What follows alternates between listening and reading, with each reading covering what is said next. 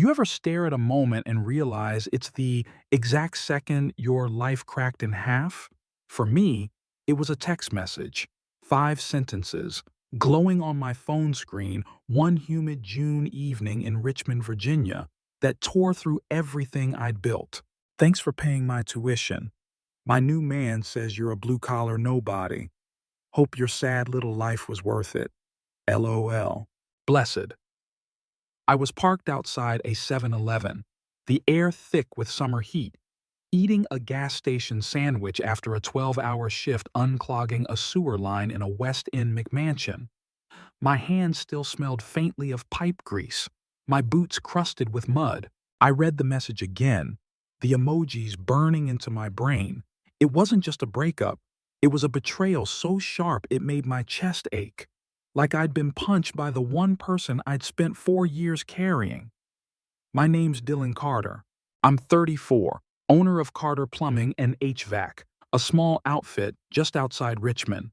2 trucks, 5 techs, a reputation for showing up on time and fixing what others can't. I built it with my best friend Jaden, who's been with me since trade school, back when we were 2 kids from Mechanicsville dreaming of something bigger than our parents' paychecks. We don't wear ties, don't pitch in boardrooms, but we keep the city's pipes flowing and its winters warm.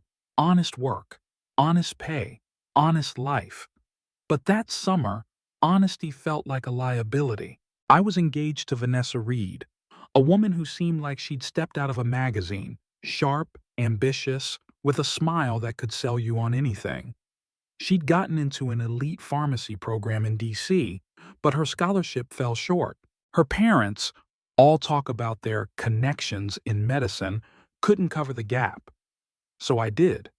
I paid for tuition, books, her apartment near campus, even her groceries when funds ran low. 4 years, $78,400, drained from my savings, my IRA, penalties, and all, and countless overtime shifts. I didn't just love her, I believed in her, in us. She called it our future. I called it sacrifice.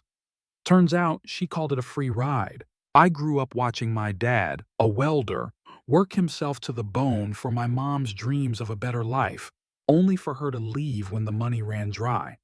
I swore I'd never be that guy. Yet here I was, staring at a text that echoed the same betrayal. Vanessa had graduated a month earlier, posted a photo with some slick guy in a tailored suit, champagne flutes raised, captioned, "Leveled up. Cheers to new beginnings. Hatch Farm. Next chapter."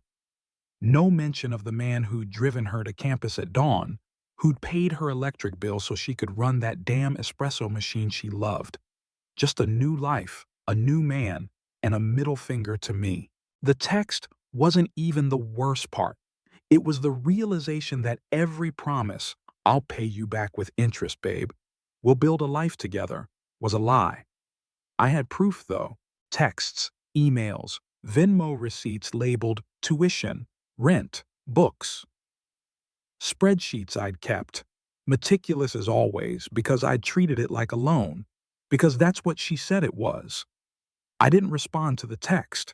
I sat in my truck, the engine's hum blending with the static in my head, and let the hurt settle.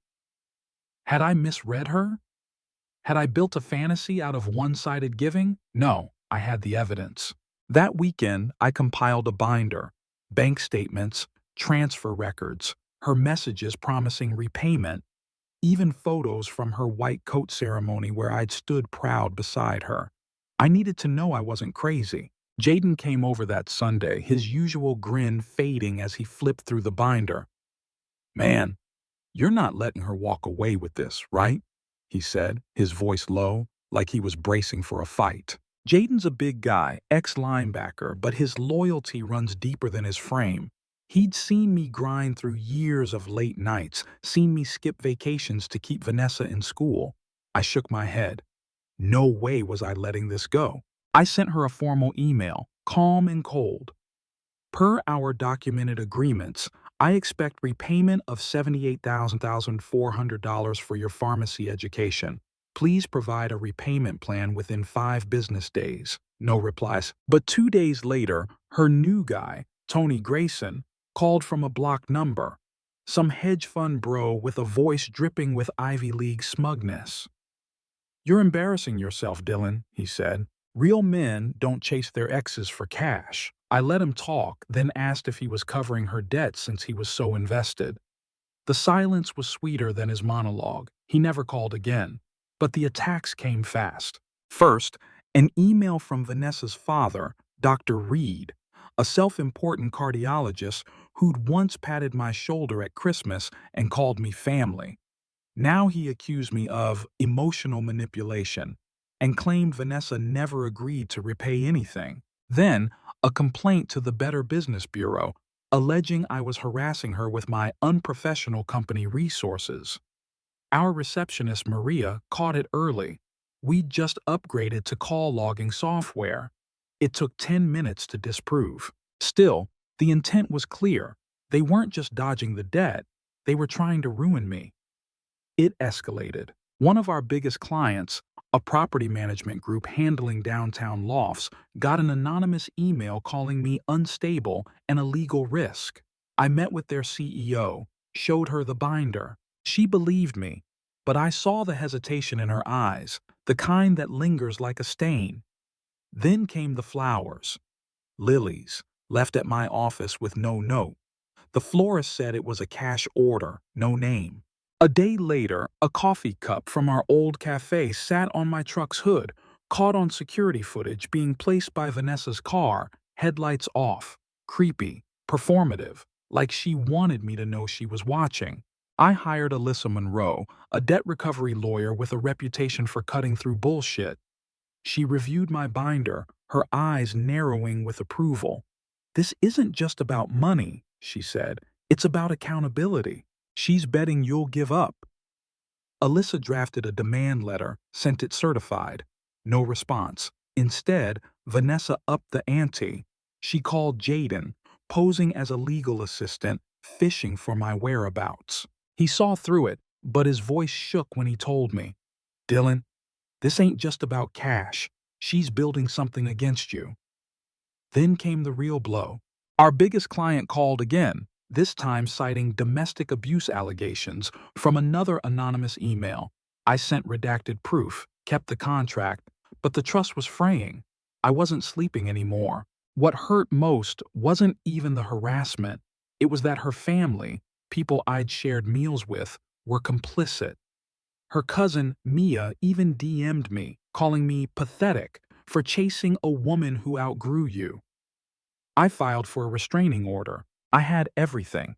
Texts, footage of Vanessa pacing outside my apartment at 2 a.m., delivery receipts, even proof I was in Denver for a trade expo when she claimed I stalked her workplace. Still, she pushed harder, filing a counterclaim accusing me of harassment and trying to get my business license suspended.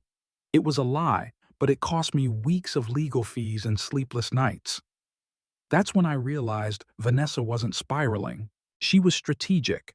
Every move, flowers, texts, complaints, was designed to paint me as the obsessive ex, to flip the narrative so she could dodge the debt. She'd even roped in a former employee of mine, Nate, who'd left after I caught him skimming invoices. He fed her dirt, helped craft the BBB complaint. When I confronted him, he smirked and said, "She's out of your league, man. Let it go." I didn't. I stayed quiet, documented everything, and let Alyssa build the case. We sent a second letter, this one with a 30-page evidence packet and a warning, agreed to repay or we'd sue, potentially triggering a review of her pharmacy license application. That hit a nerve. Vanessa had just started a retail job at a suburban grocery chain pharmacy, not the prestigious hospital role she'd bragged about. The licensing board was still reviewing her application, and legal trouble could delay or derail it. Her lawyer countered with $15,000. No interest, no liability. I rejected it. A week later, they offered $45,000 over 6 years. Still no. This wasn't just about money anymore. It was about truth. about not letting someone rewrite my life to suit their story. After my second rejection, silence.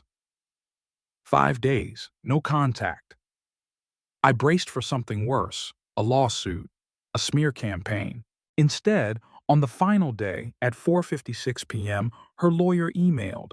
They accepted my terms, $78,400, 5% interest, 36-month repayment, acceleration clause for missed payments, and a confidentiality agreement binding them, not me. They folded. Vanessa didn't attend the signing. Her lawyer handed over the papers, avoiding my eyes. I felt no triumph, just relief. Word spread. Vanessa's dream job never materialized. Her legal troubles scared off hospital recruiters. She worked weekends now, counting pills under fluorescent lights, answering complaints about delayed refills. Tony, her upgrade, bailed when her debts became public, reportedly saying he didn't sign up for baggage. Her parents went quiet. Mia deleted her social media. Payments started coming. Never early, always on the last day, just enough to avoid default. That was fine. I didn't need her remorse. I needed justice. A year later, my business was thriving. We opened a second office in Charlottesville, hired 4 new techs, expanded into commercial HVAC. I took my first vacation in years, 2 weeks in Hawaii, just me, the ocean, and silence. I adopted Rex, a German Shepherd mix, who runs with me every morning and guards my door like he knows the ghosts I fought. Then there was Lauren. I met her during a renovation project for her engineering firm. She's steady, no nonsense, with a laugh that cuts through my walls. When I told her about Vanessa, she didn't pity me. She just said, "That wasn't love. That was a con," with a smile. She was right. Lauren's different. She splits the bill, calls out my bad habits, and doesn't need me to carry her dreams. She's a partner, not a project. Last month, I ran into Vanessa's father at a coffee shop on Carey Street. He looked worn, his tie loose, his eyes avoiding mine. He apologized, said they didn't know the full story. I nodded, shook his hand, and left. I didn't owe him my anger or my forgiveness. I owed myself peace. The final twist came a week ago. Vanessa showed up at my office unannounced, her face pale, her posture still shifting foot to foot.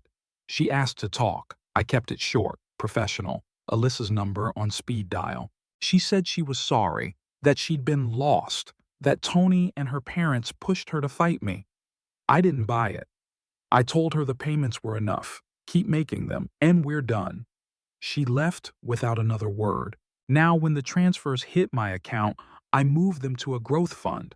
Not for revenge, for reinvestment. My future's mine again, built on my terms. The flowers still show up sometimes, unsigned, left at my office. I toss them, add the receipt to the file, and keep moving. Ghosts don't get to haunt me anymore. If there's one thing I've learned, it's that love without respect is just a debt dressed up in promises. Some investments you write off, others you collect. And the view from here, quiet, honest, earned, is worth every fight.